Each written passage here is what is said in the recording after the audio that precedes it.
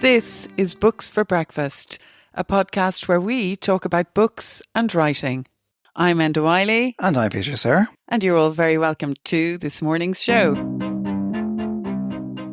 So welcome back, everyone. This is the first episode of Books for Breakfast for 2025. Can you believe that? I know, amazing, Peter, isn't it? A whole year of books stretching out ahead of us. I can't wait for all the exciting reads. And on today's programme, we go back to 1962 and 1963 to the harshest winter in English history. We've been reading The Land in Winter, the new soulful, tender, elegant and actually I think quite perfect novel by award-winning novelist Andrew Miller. I hope you really enjoy this interview as much as we did talking to Andrew.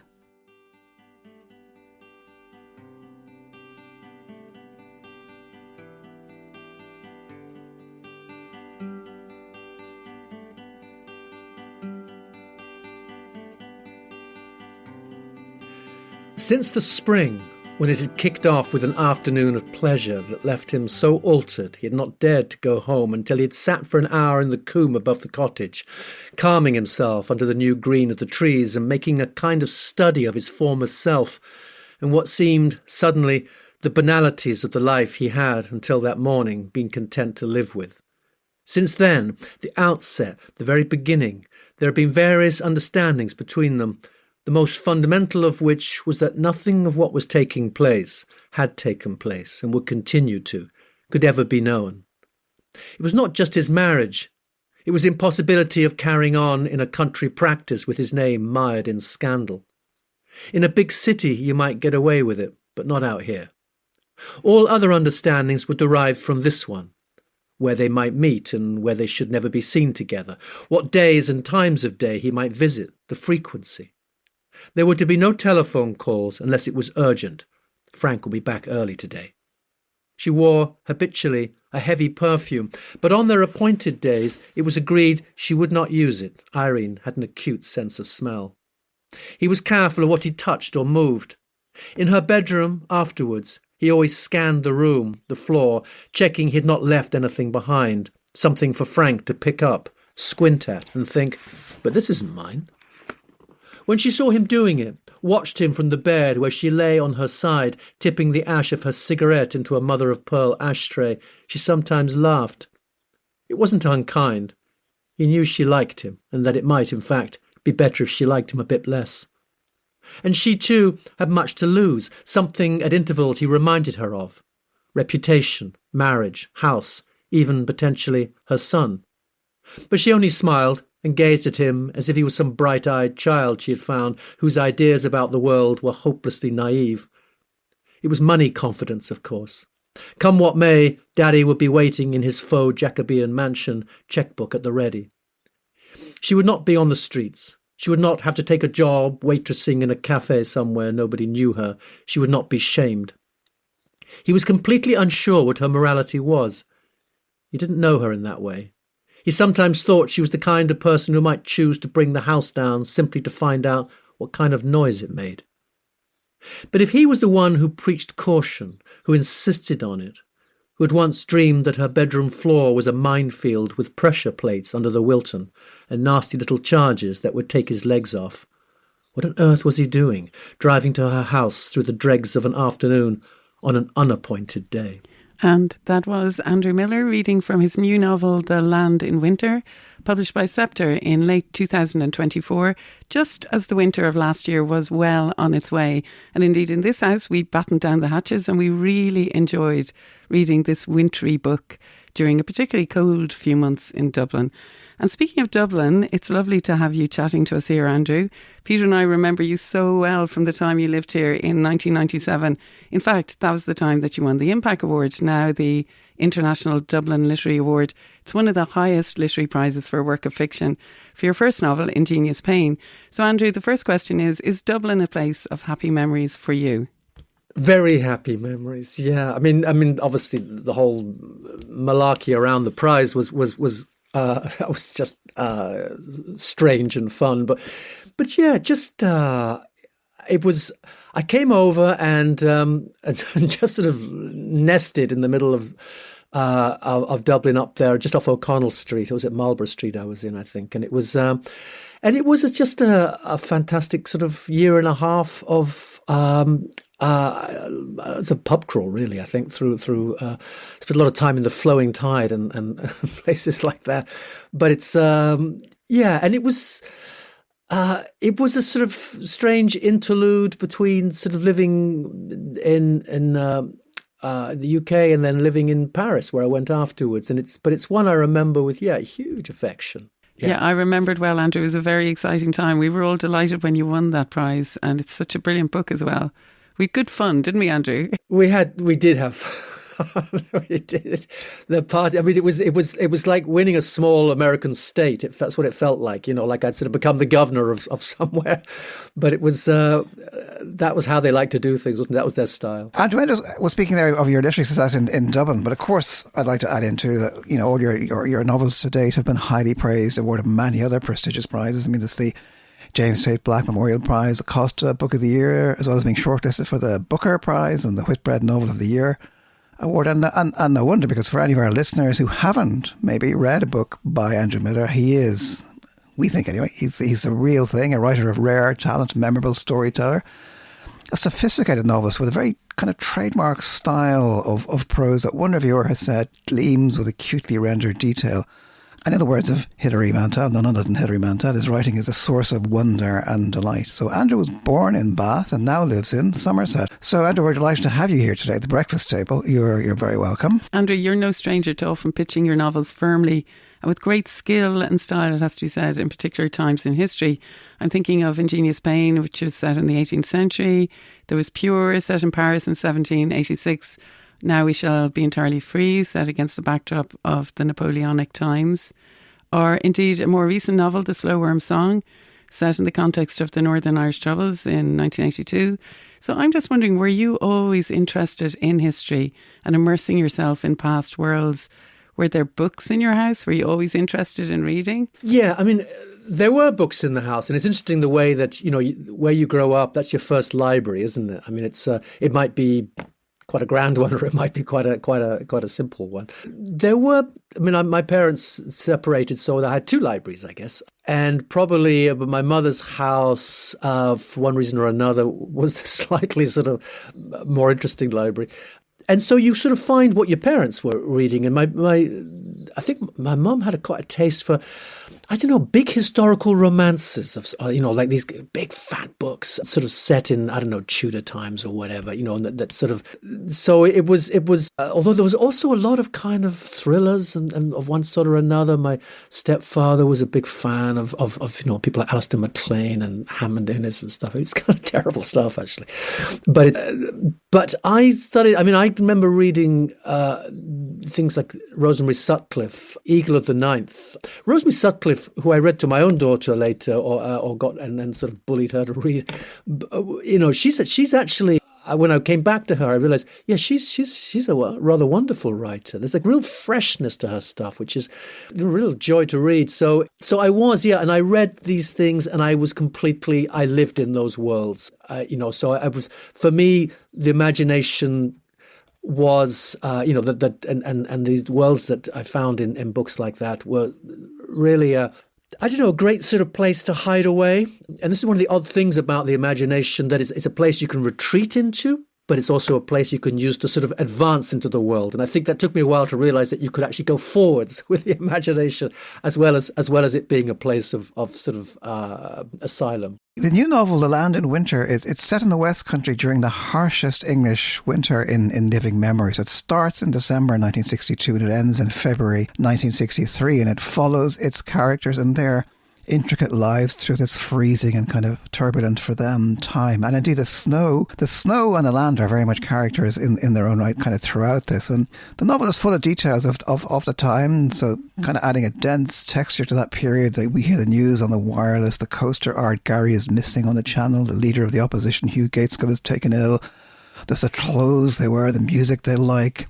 There's Acherbilk on the gramophone. There's the food, the vine leaves that Irene sends away for her dolmades and gets them by return of post and all that kind of stuff. You were only maybe around 2 years old in 1962. So I just wondered, did you enjoy researching this whole period? It's kind of like your parents' period in a way, isn't it?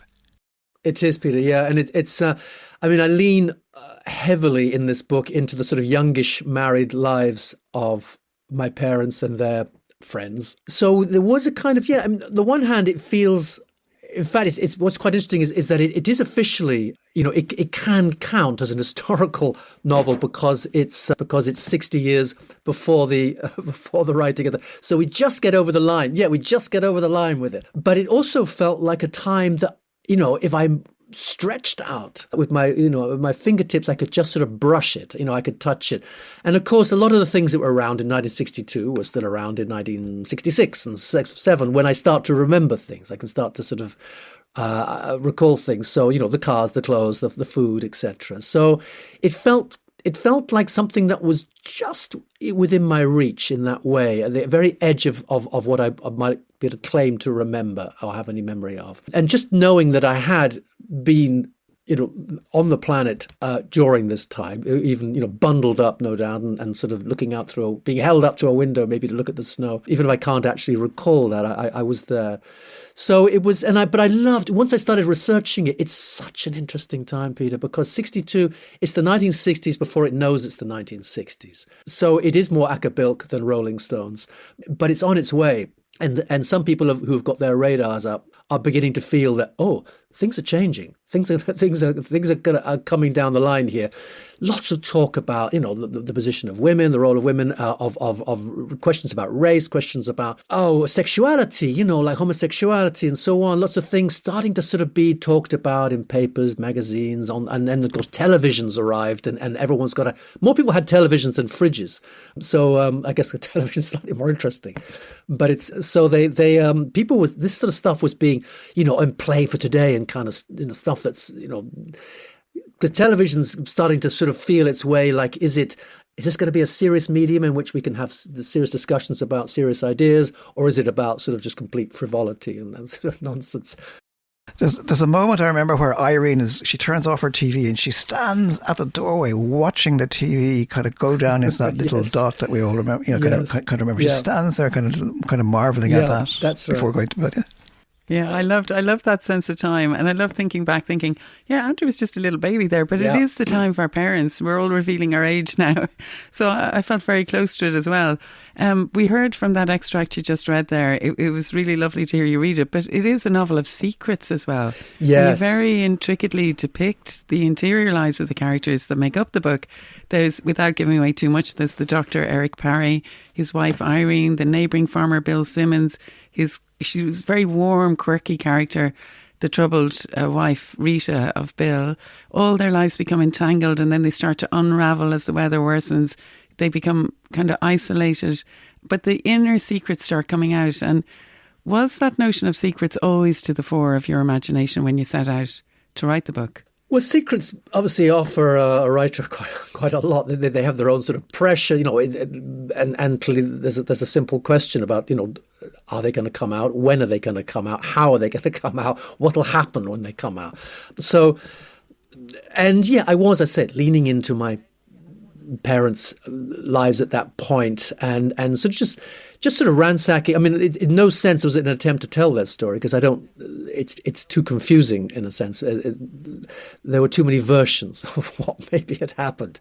But there was a lot of people were up to stuff and with other people who perhaps they shouldn't have been up to stuff with. And so in that sense, yes, it always was going to be that sense of things that were hidden but not going to be hidden for much longer was always there in the, and of course it's a great sort of, it has its own energy and it drives it helps to drive a narrative forwards, and it's interesting how you can have a secret and yet you go on with you have parallel lives basically, and how we manage that and then eventually how it starts to just give, it just becomes impossible. But it's partly it's a book about how big your life can be and how much life you can have, and I think for all of them that's kind of what they're trying to work out, how they might have a bigger life. And for the Doctor, it's kind of done in a fairly obvious way, and he's quite greedy for life. You know, he's and not too concerned about the damage he might be doing on the way. The others are a little more tentative, but it's still that same question of how big can your life be?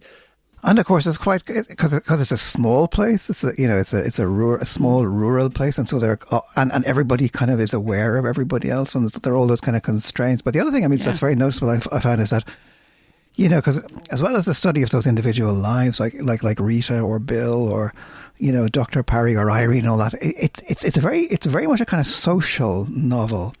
You know, you're very much aware of where everybody is in the scheme of things. I mean, there's a great sort of almost Joycean centerpiece of the Boxing Day party, you know, where you move from kind of character to character in this kind of huge social tableau. Like, here's this couple who are alcoholics, here's this playwright up from London, kind of working class playwright resenting posh actors in London. Here's, you know, all these people, here's this person having an affair with that person, here's this, and you're very much aware of all that kind of the class of, you know, that they belong to, where they've come from, where they're going, all that.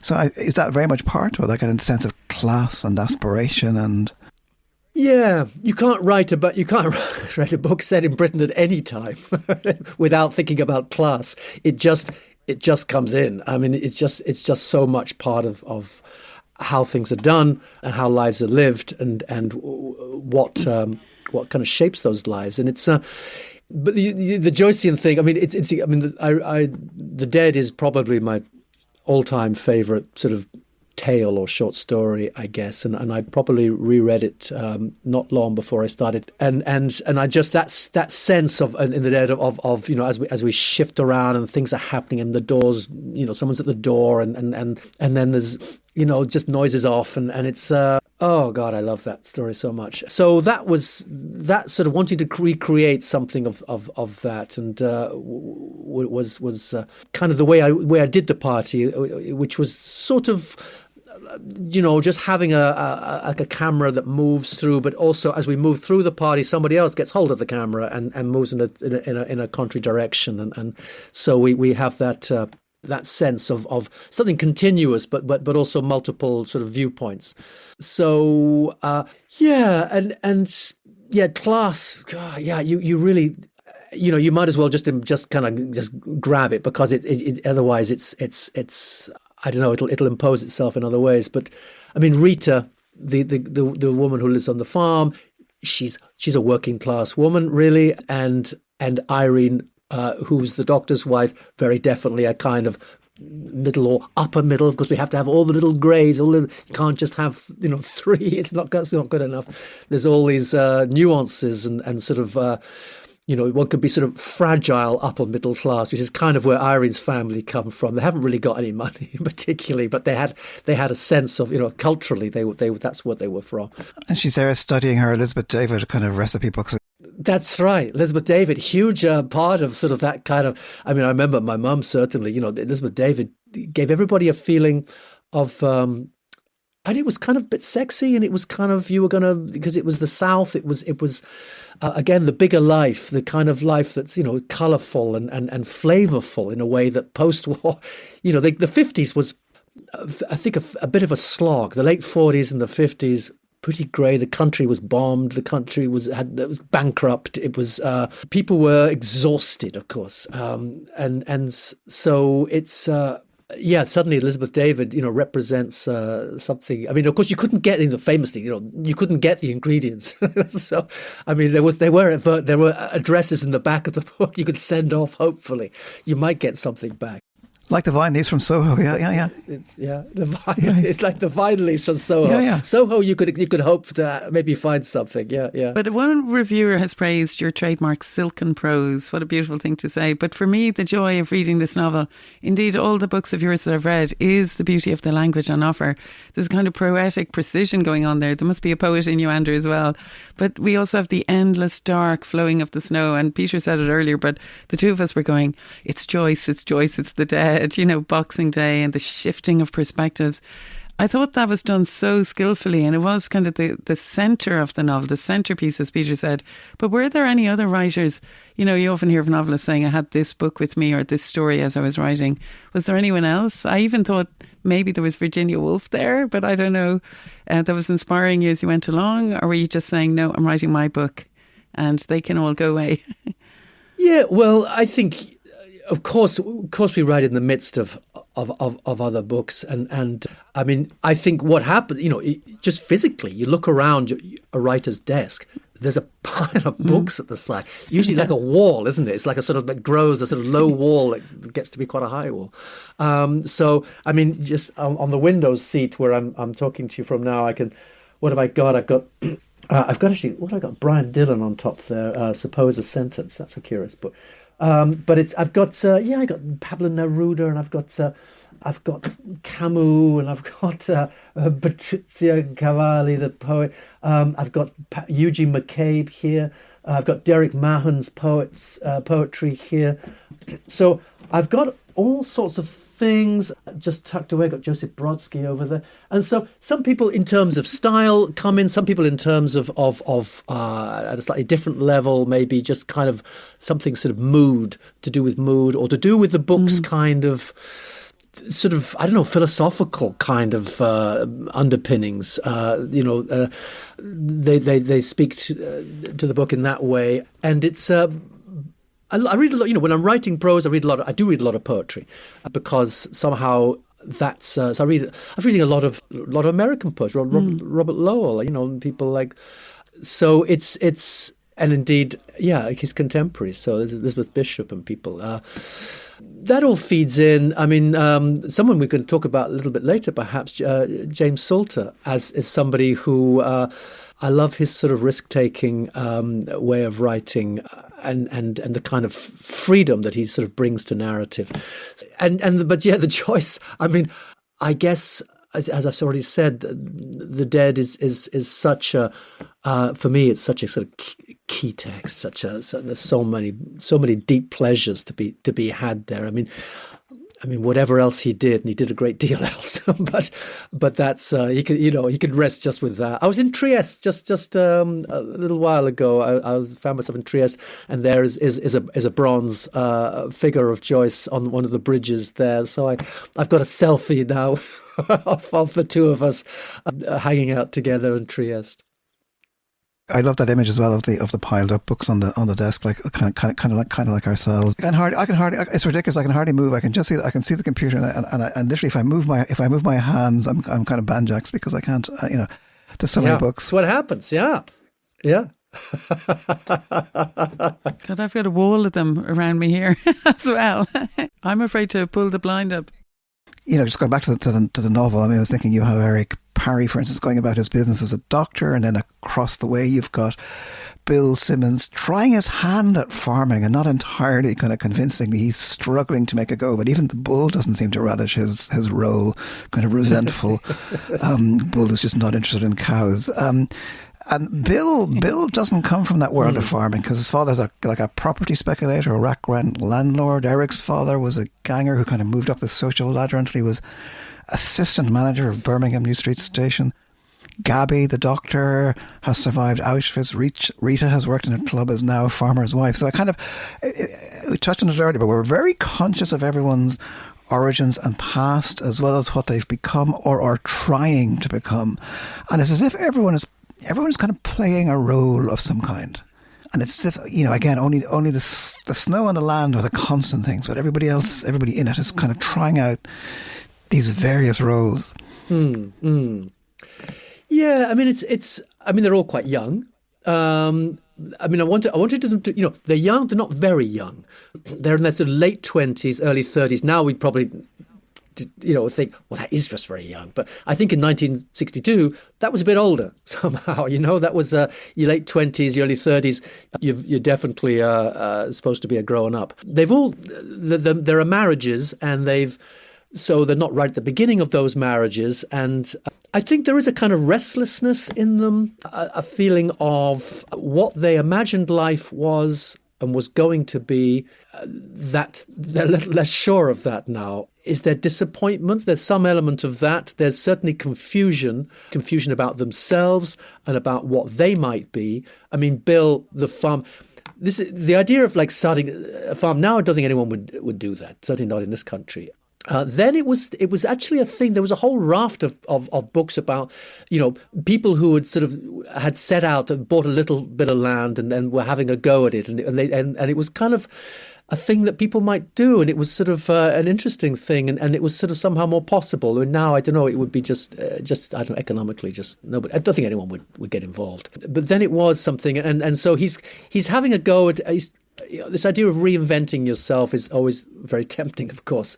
The idea that you could just set up a new kind of life. And Bill certainly wants to put a lot of distance between himself in a new life and his father and what his father represents to him, which is something kind of shabby. And he's embarrassed by his father. His father's a kind of semi-gangster, really. You're right. You mentioned Rachman, and it's interesting. I sometimes ask people, "Do you know who Rachman was?"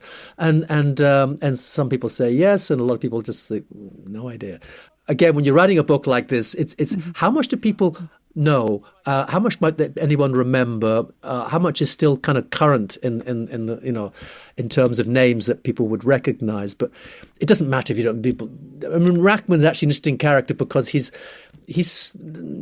was a sort of slum landlord, but also there were many others, and he probably wasn't the worst. And actually, he did actually offer accommodation to people who were being turned away, which is mostly sort of Black West Indian immigrants. So he's an interesting character, but Bill wants no part of that world. And everyone's kind of testing the ice in some way, and realizing that maybe. And one of the things I've said about this, everyone's a theorist. Everyone's got this is not just in the book. I think that's just general. Everyone's got a theory about themselves and about life and about how and the theories are never quite good enough. And so these four at the center of this book are all becoming, I think, aware that their theories about themselves and life are not really adequate, and they might need, by perforce, to rethink this. Well, yeah, I think that's really interesting. And also that scene at the sauna with Bill and his father. There are very vivid scenes in the novel as well. But you were speaking earlier about Elizabeth Bishop and Robert Lowell. And I love the quote at the beginning from Sylvia Plath, who's forever associated with the harshest of winters and her untimely death in 1963. Yeah. And you've quoted her saying, "Winter is for women." And in many ways, this novel very much centres on the two women and their developing friendship. You've the more sensible Irene in her cosy, warm home, and then anxious Rita across the field. It's dishevelled, chaotic, the farmhouse she lives in. Oh, yeah, the central heating is important as well, I think, because Irene always has her dutifully lit fire, her reliable aga, and Rita's struggling with the Rayburn in the always cold farmhouse. But they're both very different women. They're battling separate personal difficulties. But then you see this building of a friendship between them. A trip to the cinema, the snowman they built together, Rita helping Irene preparing for the Boxing Day party. So it's the wintering down of the two very different women. And I think that their bonding brings a kind of joy to the novel at that point. And you're balancing this burgeoning friendship with the real also loneliness of their lives. They're both isolated. I remember it with my mother in the 60s as well. In Ireland, women had to give up their work once they got married. And it's quite lonely to be at home, husbands off leading independent, free lives. And I thought that kind of friendship and the poignancy of it, it added a real pathos to the novel. It's great. I mean, I'm so pleased to hear. Also, you use the word joy, because I mean, I certainly would want it to be a novel that has moments of joy, and it's and writing about friendship. I mean, I love writing about friendship and about whether that's women or men or between the sexes, or the friendship is a wonderful subject. This idea that novels are somehow, I mean, Dr. Johnson's definition is a novel, a short tale mostly about love, but it's which is probably not inaccurate, but it's. Friendship's a great subject, and perhaps in some ways a more interesting one than sort of just romantic love, which seems to be the subject of many. But it's and And these women, they are lonely. I mean, there's a whole raft of you look back at the fiction of the early 60s, the late 50s, there's a lot of stuff about middle-class women who are just marooned in their perfectly nice houses, and they're going out of their minds. They're going out of their skulls. Penelope Mortimer is a great example of this. Book like Daddy's Gone A-Hunting, which is very funny but also woman on the edge of a nervous breakdown. And it's so there's a whole lot of and this is part of course the way the society was thinking of was having this reckoning with the role of women, and by the end of the 1960s things are looking very different.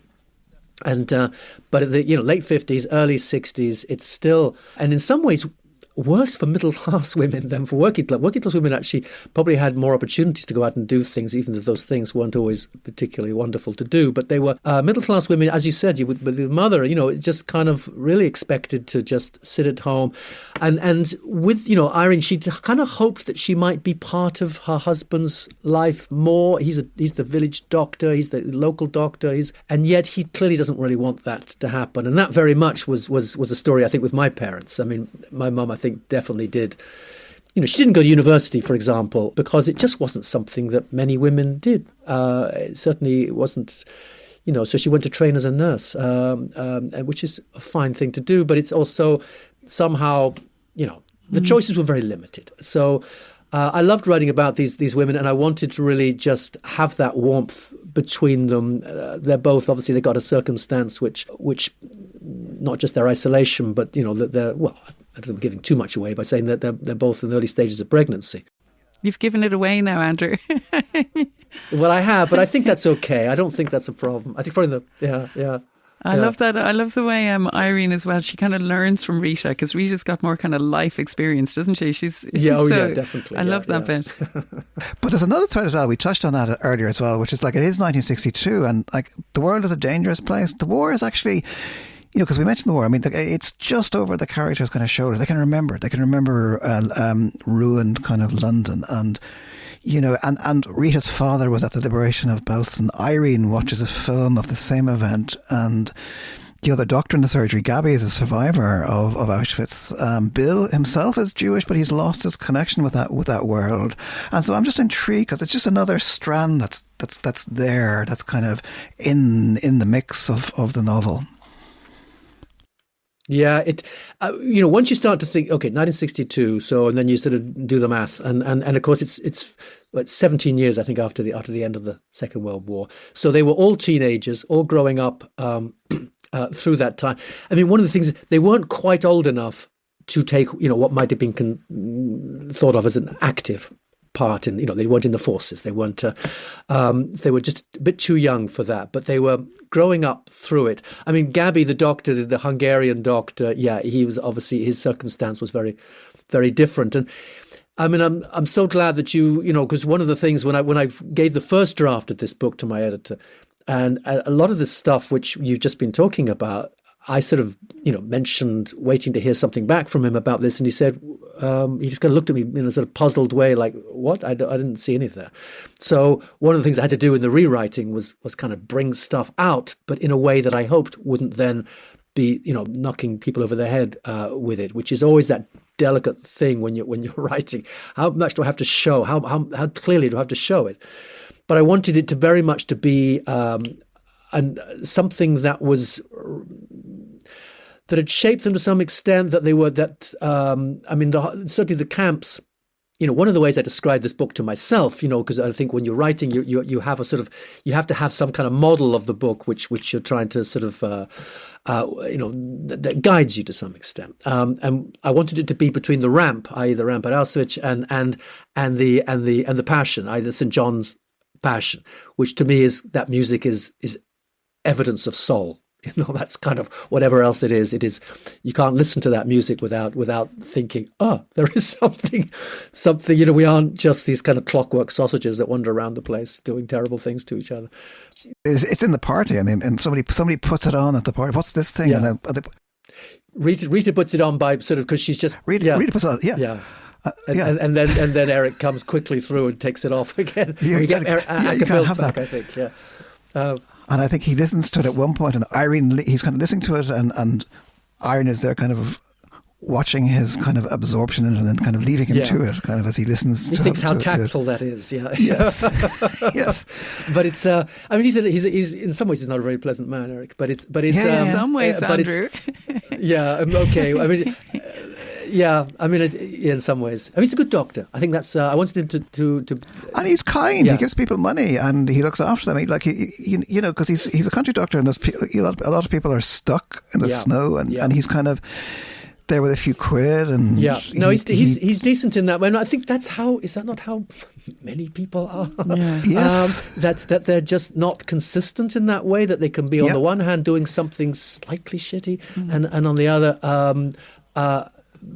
Being, discharging whatever, their duties or some sort of moral obligations to others in rather impressive ways. So it's, I think if you write about people in what might be called a genuinely realistic way, they come over as slightly, dubious and morally questionable, because I think that's kind of how a lot of us are. Yeah. And my father might be an example of that, and that's kind of it was interesting to me. But it's and maybe in a lot of fiction we kind of come down too heavily one side or the other. People have to be villains or heroes. I like it when people are mixed. Right. I like that in films or in fiction where there's a kind of ambiguity and a sort of a certain sort of muddiness to people's moral character. I mean, he's definitely a very interesting character. I spend my time thinking about him a lot. I liked in the acknowledgements as well when I think it was your agent said, you said wonderfully, she said this, keep it weird. But there is a madness. Weirdness is different than madness. But I just wanted, when I saw that, I thought, there is weird parts in this book. Yeah. I mean, you were talking about the 1960s novels. I was thinking of Margaret Drabble and Iris Murdoch when I was reading this as well, because they were all the books on my mother's shelf when I was growing up, all those women writers. But they had madness in it as well. But there is very much madness in the book. The book begins in an asylum. So do you want to talk a little bit about that, Andrew? Did you always have that idea of... I'd love to. And it's I mean, you might see in the sort of epigraphs, there's a quote from this British psychoanalyst wonderfully named Roger Money Cryle, who says, and this is he's not alone in this view in psychoanalysis, but this idea that a mad self grows alongside a sane self. That was one of the sort of the fundamentals of my sort of, I think in each book you write, you have a different model of what people are. And you sort of, in a sense, develop it through the writing. And certainly I set out this with that feeling, which has maybe grown on me over the years, that actually everybody is partly mad. And it's kind of interesting when you start looking for what's your madness? And it doesn't take long, of course, to see it, whether in people who sort of, sometimes it's a little more on show and sometimes it's quite well hidden, but it's always there. And so that's that sense of everybody having to deal with, and of course that part of, when it gets confusing, is that part of a person might be among the most interesting parts. I mean, that might be their most passionate and or creative parts of who they are, and actually very much appealing to them as they think there's that version of me that's kind of, again, come back to this idea of the bigger, is the mad version the bigger version, and is that the one that you'd quite like to spend more time with? And although, of course, it carries all sorts of risks with it, all sorts of danger, because you could maybe not get back to something a little more reasoned. So but I think it's always very tempting to slide into that. So it's so the madness part of things, and of course there's also, it starts in an asylum, because it starts in an asylum in the fog. So that's a kind of a place I wanted to sort of for the book to grow out of, and confusion remains a kind of, at one point with Eric and the station master are looking down the track, and it's like a sort of Russian short story titled Confusion. So it's there's that, and of course confusion is a fairly constant theme in all our lives, I think. And also there's another thing that I just thought I had to ask you about, which was the painting. in the house. The Arnolfini marriage, painted by the 15th century Flemish painter Jan van Eyck. It's hanging over the wash basin in Eric and Irene's bedroom. And, you know, the bride's expression is miles away. The husband's got the weird hat on. So, okay, so you refer to that. He's not even looking at her. So that's you saying, yeah, this book is also, it obviously is very much about marriage at a particular time. But the painting, did that come to you early on when you were writing it, or? Yeah. You know, in my parents' bedroom when I was growing up, there was a painting on the wall like that above the wash basin, but it was the what they call, I think, the Rockby Venus, the Velázquez Venus, which, and because my parents were separated, I was, you know, very young looking, that was my mum, you know. My mum was the Rockby Venus, and which, because she could have her face turned away as well, so you could easily imagine that it was just mum. But it was, so I wasn't going to have that. But and the Arnolfini marriage is such a, I mean, nearly everybody knows it to some extent. I mean, you know, everyone's seen it somewhere, even if you don't know it's called the Arnolfini marriage or by Van Eyck or whatever. They've seen it, and it's so strange. It's so fabulously strange and kind of unsettling.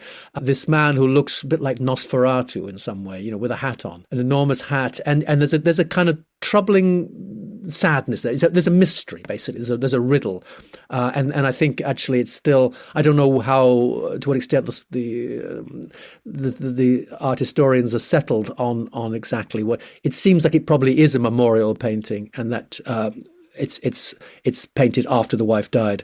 Probably in childbirth, but also, of course, she looks pregnant. Again, I think now the view is that she's probably not. It's just the dress that she.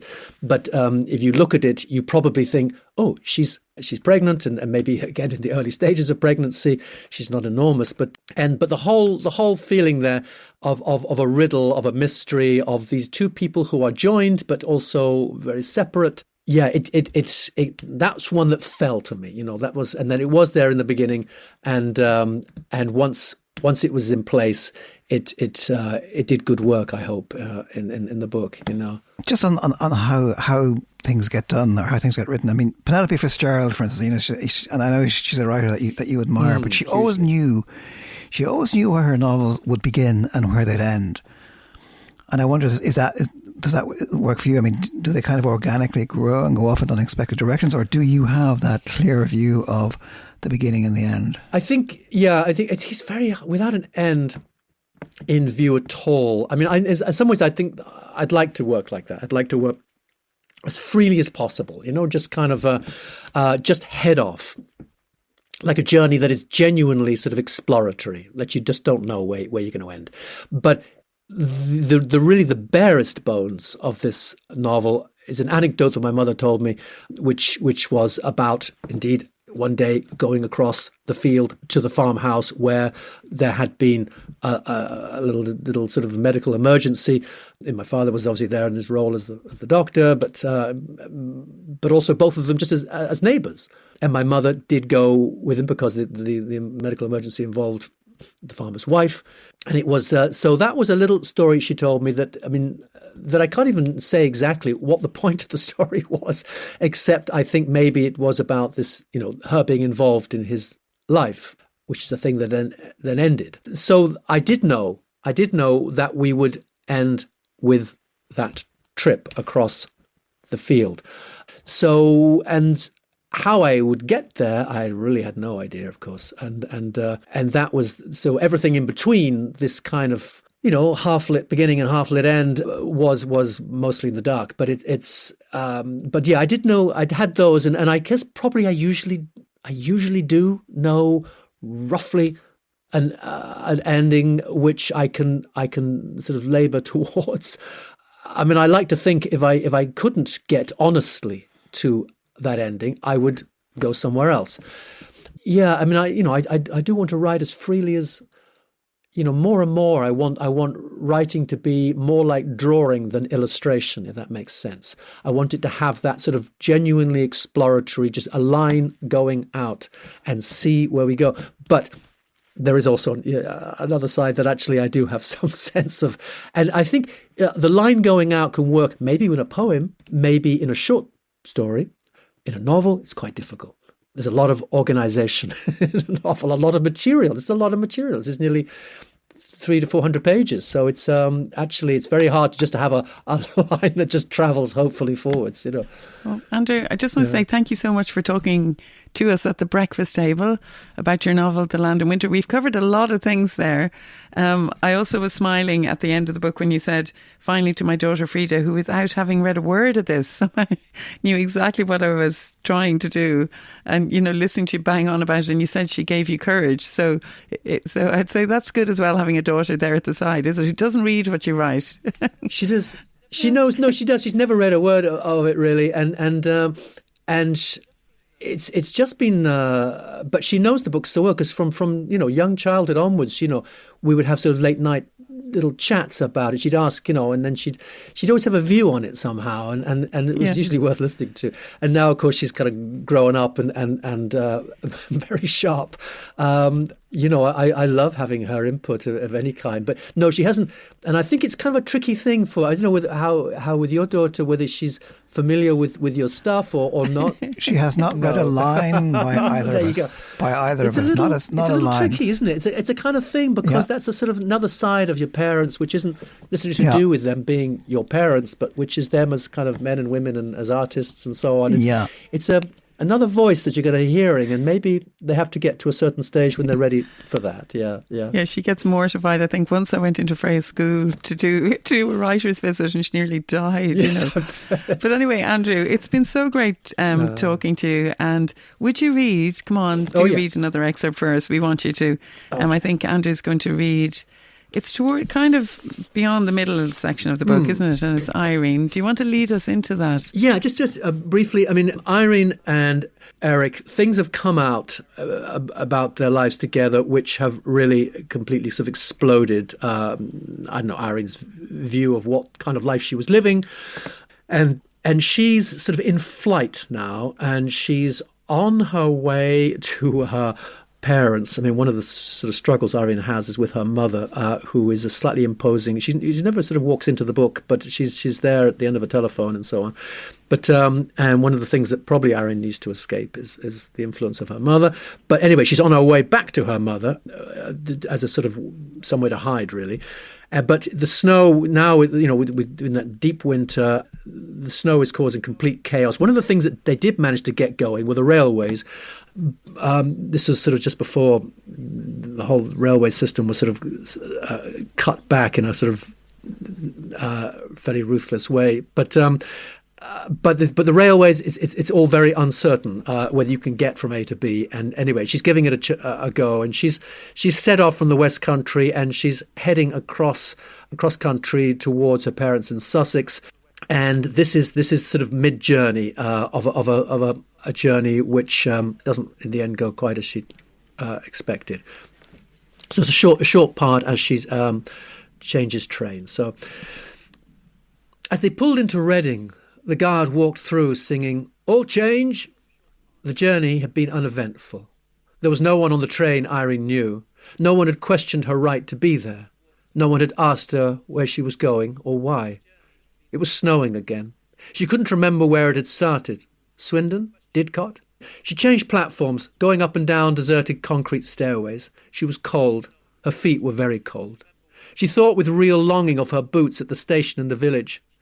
She asked a man if this was the right platform for the Guildford train. He wore a bowler hat, the rim collecting snow.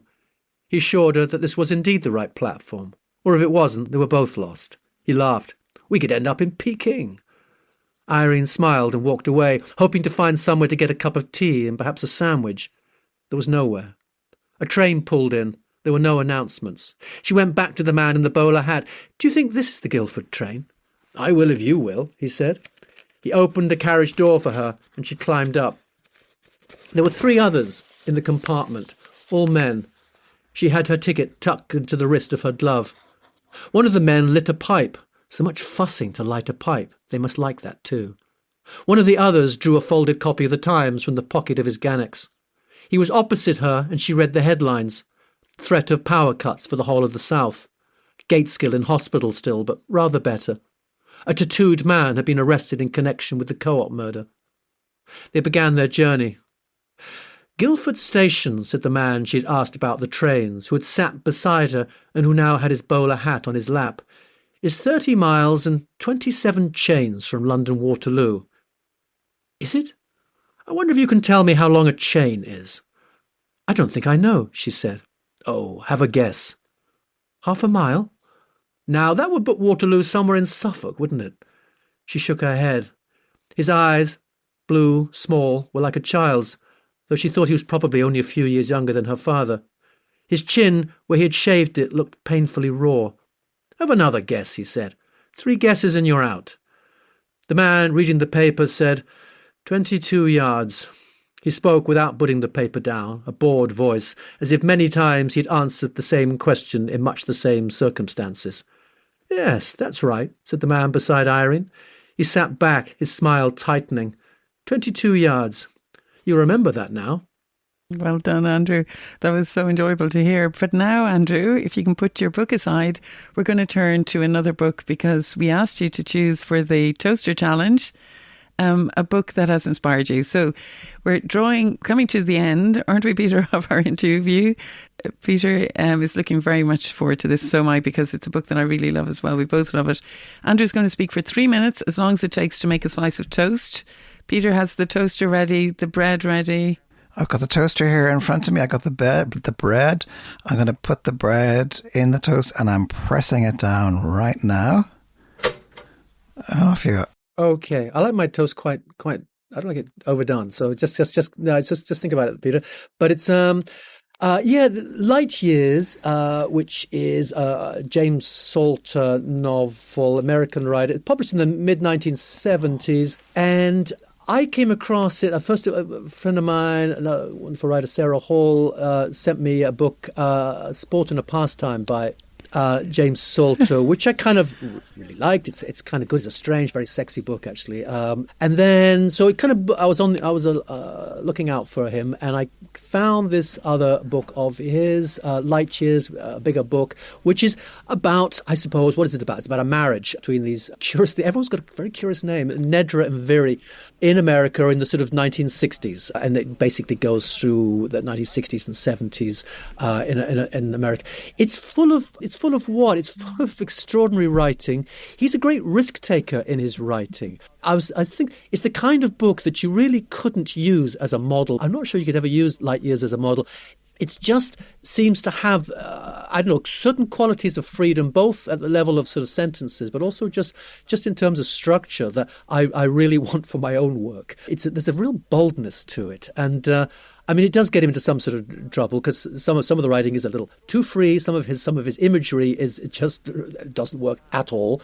But to take the risk of having stuff that doesn't work is kind of really generous somehow. And I almost want to thank his editor for not removing all those things. Let's have stuff that takes risks and occasionally falls flat. But it's full of sensuous detail. He's great on light, on days out at the beach, fabulous parties that you really, really want, lamplit sort of parties where everyone's getting a little bit pissed, and it's but it's very funny, great dialogue between people. It's also quite a satirical novel in the sense that these people their lives aren't going to be quite as grand or as important, or they want to be artists of some kind. They want to live these big adventurous lives, and they're not. It's not quite in the end going to be what they dreamt their lives might be. And that's one of the big themes of the book, that the dream of your life isn't quite going to be that. But it's a book that you savor because it has so many of these gorgeous details in it. I mean, it's one point, I think it's the point where I realized I had a great book on my hands, was the donkey's ears. Like the kids have got a donkey, and its ears are like slippers that have been that have been worn, and they're still. It's just that somehow, if you've ever held a donkey's ears, he just kind of gets this stuff so beautifully. It's just dropped in. There's a real sort of intimacy to the book, and a sense of lives being. I say you want these lives in lots of ways. They are gorgeous, but they're also, you can feel that they're just things are running out on them, and that they just, if they would just settle for these lives, that might be okay. But they're restless. They're restless. They want again this bigger life that, and they reach around for it. And of course, in this reaching around, they undo the good that they have. But I think what really remains with you is just these images. There are passages in the book that go on sometimes for pages that are just, if you had a paragraph like that, you'd think, wow.